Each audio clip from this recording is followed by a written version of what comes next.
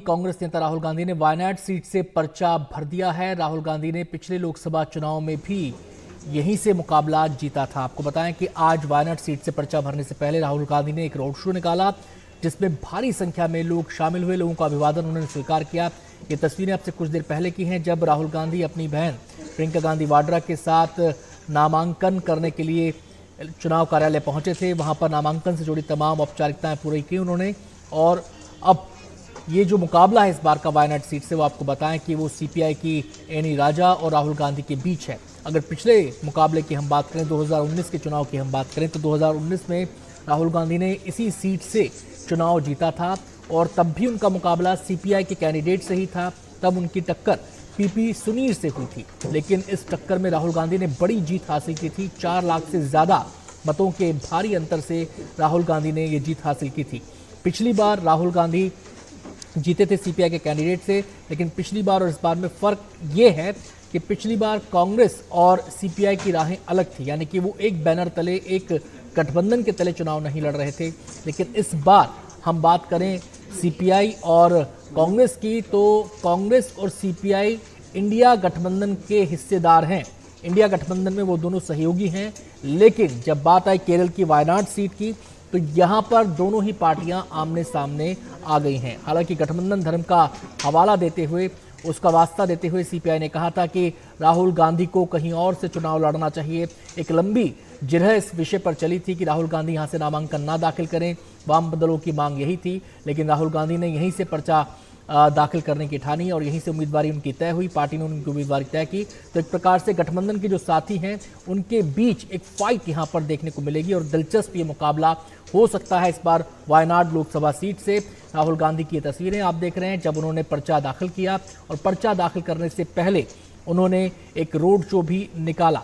Wayanad Lok Sabha seat, जिसको पिछली बार उन्होंने फतेह किया था, 4 लाख से ज़्यादा मतों के अंतर से उन्होंने जीत हासिल की थी। और तब सीपीआई के पीपी सुनीर को उन्होंने इस सीट से मुकाबला सीट से टक्कर दी। 2 तस्वीरें आपके सामने हैं। एक तस्वीर वो जब वो पर्चा दाखिल करने चुनाव कार्यालय पहुंचे थे, और दूसरी तस्वीर में आप देख सकते हैं कि जब उन्होंने वायनाड की सड़कों पर रोड शो निकाला। इस रोड शो में उनकी बहन प्रियंका गांधी वाड्रा उनके साथ थी, कांग्रेस के तमाम नेता उनके साथ थे। तो भारी संख्या में कांग्रेस के कार्यकर्ता, कांग्रेस के नेता इस मौके पर राहुल गांधी के साथ हैं। और यहाँ पर जो चुनाव नामांकन से जुड़ी तमाम औपचारिकताएं हैं, उनको राहुल गांधी पूरा कर रहे हैं। आपको बताएं कि पिछले बार के चुनाव में राहुल गांधी ने अमेठी और वायनाड सीट से चुनाव लड़ा था।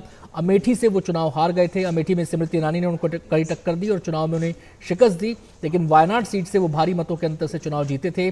और इस बार जहां तक कांग्रेस की सीटों का उम्मीदवारी का सवाल है, तो आपको बताएं कांग्रेस ने यूपी के कई कैंडिडेट्स घोषित किए हैं। इस बार कांग्रेस उत्तर प्रदेश के अंदर 17 सीटों पर चुनाव लड़ रही है। और जहां तक केरल की बात है, तो आपको बताएं केरल में कांग्रेस का स्ट्राइक रेट बहुत अच्छा रहा था। पिछले चुनाव में भी 20 में से 19 सीटें केरल में कांग्रेस ने जीती थी, और वायनाड उनमें से भी एक थी। और वायनाड को तो भारी मतों के अंतर से जीता था। लेकिन इस बार स्थिति कांग्रेस ने अभी तक साफ नहीं की है कि अमेठी से और रायबरेली से कौन चुनाव लड़ेगा।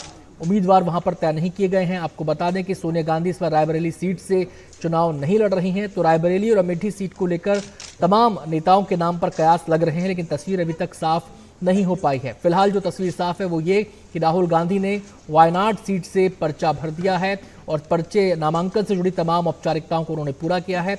और उनके साथ इस मौके पर प्रियंका गांधी वाड्रा उनके साथ वहां पर मौजूद थी। कांग्रेस के तमाम नेता भी पूरे रोड शो में उनके साथ रहे। जहां तक इस वायनाड सीट की बात है, तो आपको बताएं केरल की सियासत की अगर बात करें, तो यहां पर 2 मोर्चे मुख्य तौर पर दिखाई देते हैं। एक एलडीएफ, एक यूडीएफ।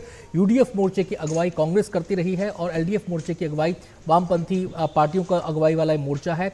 और इसमें ये देखा गया है कांग्रेस केरल की सियासत में बीजेपी लंबे समय से यहाँ पर प्रयास कर रही है कि वो अपने लिए ज़मीन तैयार कर सके, लेकिन कभी किसी चुनाव में बीजेपी अपना खाता नहीं खोल पाई है। इस बार भी बीजेपी साउथ के राज्यों पर खासतौर से ध्यान दे रही है और पार्टी की कोशिश है कि इस साउथ के राज्य में, केरल में उसका खाता खुल जाए। यहाँ पर पूरी ताकत पार्टी लगा रही है, लेकिन यहाँ पर दबदबा 2 ही जो गठबंधन है उनका रहा है, एलडीएफ का या यूडीएफ का।